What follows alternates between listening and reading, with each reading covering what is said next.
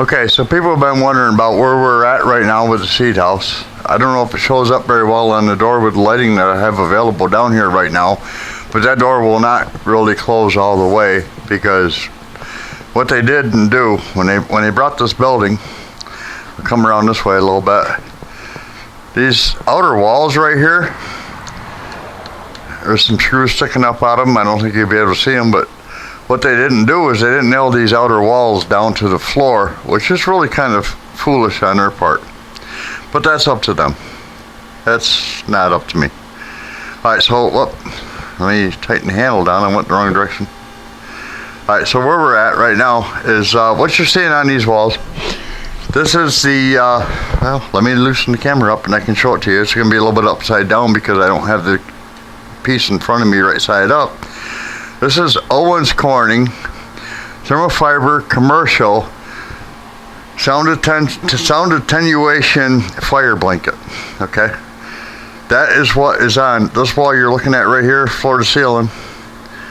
This is what this is what I've been working on all day long, is getting this stuff into the wall. And I'll be honest with you, this is some like really phenomenal stuff to work with. It's really easy. You just cut it, lay it in. Everybody's, oh, it's like rock wool, you got to cut it with a steak knife. And I'm like, no, you don't. All right, now we come over here to the corner. This is where the lights are shining at right now. All right, the corner on this shed is a problem for me.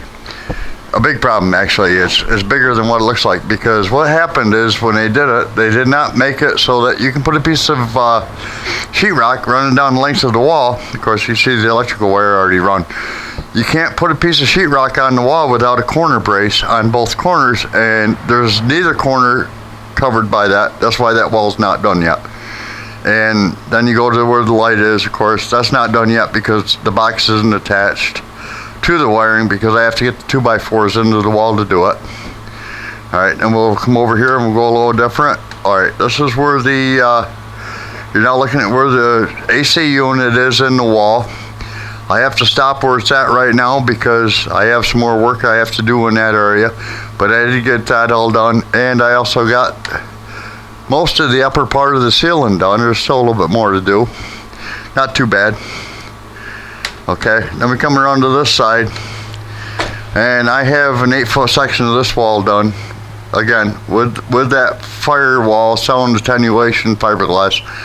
And like I said, this stuff is really awesome to work with. I am really impressed with it. Really impressed with it. Now what we did last week, I'm not going to go back far enough so you can see all of it, but I'm going to come back a little bit, is that we come up here on the top and we went through, we got the lights wired in, and this is R13 insulation 2-inch tough R board, which is pretty cool. We got that all in. If you look around these walls again, you'll see me change the angle of the tripod, see, so I just lock the camera down and stop it from turning on its own. On every part of this wall, going from that corner in the front all the way around, there are one outlet for every 4 feet. Code says they have to have one for every 4 feet. And so my whole thing was, why would I want one every 6 feet when I think every 4 feet will better suit our business? And then we'll go back to this back wall again on the opposite corner. This corner right here. The AC unit outlet is the one that's up on top, and the insulation stops at 4 feet high. And the reason for that is because I have to come up with some kind of a block to put the electrical panel on. So when we bring the wires up through the floor and into that panel, I can not have it sucked into the wall, but stick out far enough so the faceplate matches the sheetrock when we're done. But pretty much right now we're 2/3 of the way ready, but we still have a long ways to go. It's been a fun adventure. It's not cheap by any means. Anybody that doesn't have the money to take this on, don't do it. It's expensive, I'll be honest with you. Right now, as we sat, we've probably got $900 invested just in installation alone. Probably another $400 invested in the electrical alone. And we still got a long ways to go before we're ready to do the sheetrock, and that will be probably another $700 or higher. I might hire that done actually. I have a sheetrock guy that lives across the road from me that his son was the one that dug the ditch, so I may hire them to come in and do the actual sheetrock work so that I don't have to mess with it, because my time is limited. But like I said, when we come in here in the morning, we have to do everything early morning hours. Right now, it's over 90 degrees in this building right now. And even with the amount of insulation up, it does. It's like once the sun comes up, your day is done. It doesn't matter. So we start out at about 7 o'clock in the morning, either when I get home from work or when I get back from taking Leah to work. And then we have to stop because it just gets too hot. The sun comes up, and without everything buttoned up, it's terrible. Now I'm going to take the camera and I'm going to change your angle a little bit here. We're going to go to the opposite side of the building. This is where the loft is, and the whole front area. As you can see, there's no insulation on any walls right now. So that's a major heat loss. And we have this storage loft going on up top. I don't know, the camera probably isn't going to show a whole lot of it, but that's where we're going to be using for storing our extra packaging materials and et cetera, and it goes back a long ways. Actually, it's about 16 feet deep. We're not going to go the whole 16 feet deep, but what we are going to do is right about here, you see where the top of that ladder sits? We're going to put in a drop down attic stairway system to be able to access that area. And then again, it all has to be insulated, et cetera.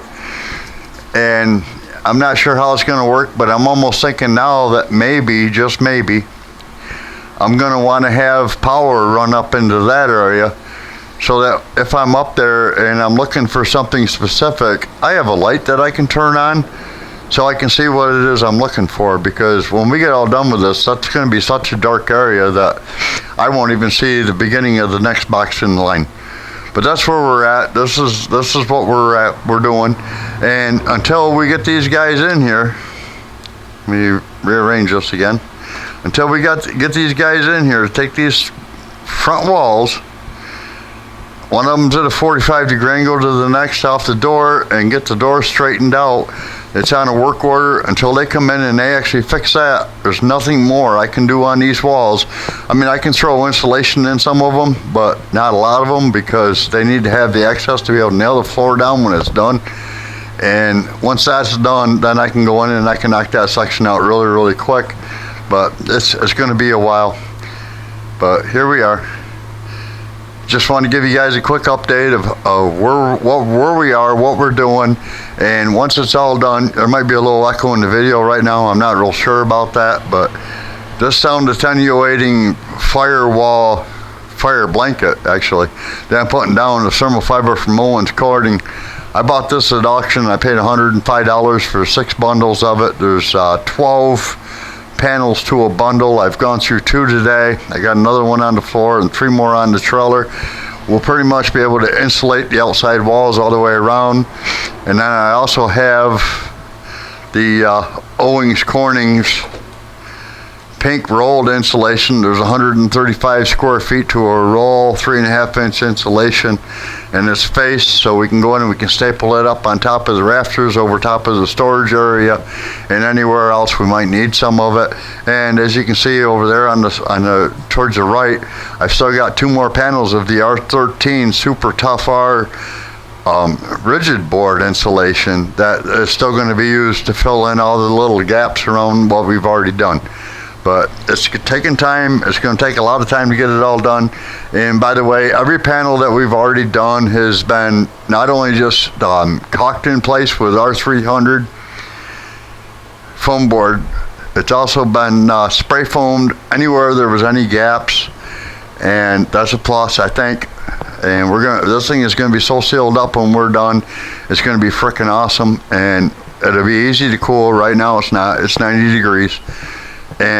But we're getting there, and the more I do, the better this AC unit is doing to say I can probably work in here for an extra hour a day now, And as I keep carrying on with the insulation down the walls and up into the ceilings and stuff, I'll be going from maybe 1 or 2 hours a day to hopefully 5, 6, 7, 8 hours a day, where we'll be able to walk in here and just really pound the crap out of this thing. But that's where we're at. Y'all have a good day. Thank you.